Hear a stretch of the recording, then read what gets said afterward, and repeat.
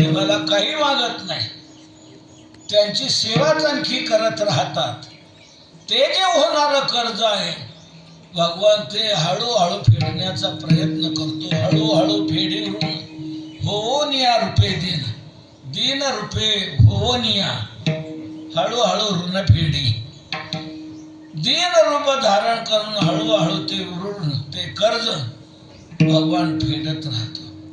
म्हणून भक्ताची कोणतीही अपेक्षा भगवान कधी अपुरी राहू देत नाही, ती तो पूर्ण करत असतो. किती समरस होतो, अतिशय समरस होतो, अतिशय समरस होतो.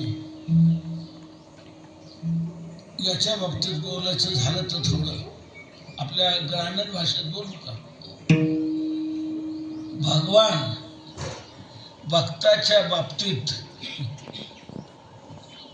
बोलू वाटत नाही पण बोलतो. पागल बनतो, पागल. पागल कोणाला म्हणतात?